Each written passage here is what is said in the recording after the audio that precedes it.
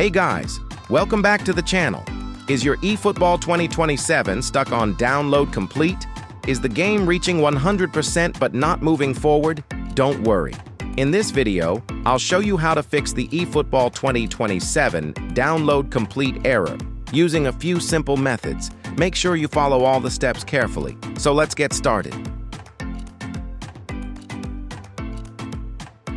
See the problem. Okay, let's fix it.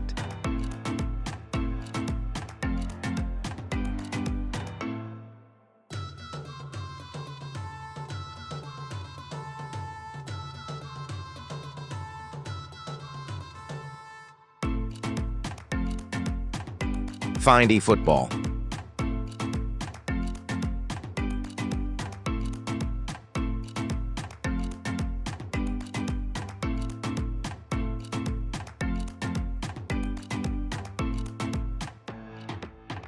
Now, clear cache, but not data.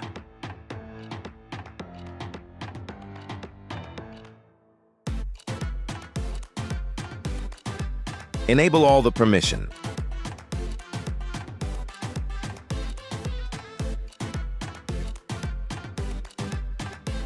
Now go to Play Store and update eFootball to the latest version.